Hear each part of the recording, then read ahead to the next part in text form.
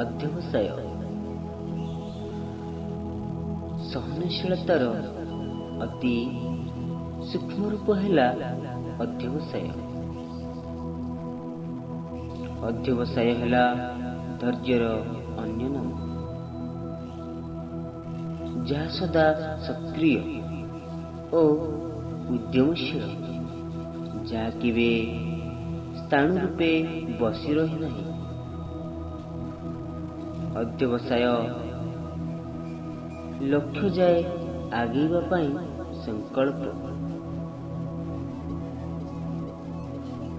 କାଳ ଓ ଅଧ୍ୟବସାୟ ସହାୟତାରେ ହିଁ ସବୁକିଛି ଅତିକ୍ରମ କରାଯାଇପାରେ।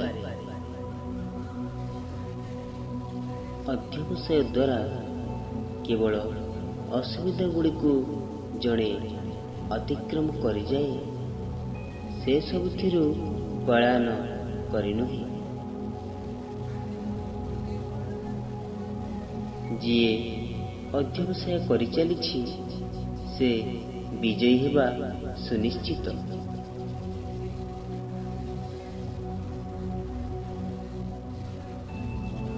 ଅଧ୍ୟବସାୟ କରିଚାଲ ଓ ତୁମେ ବିଜୟ ହାସଲ କରିବ।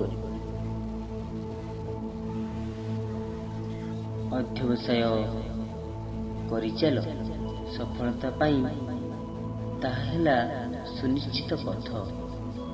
ଶ୍ରୀମାନ।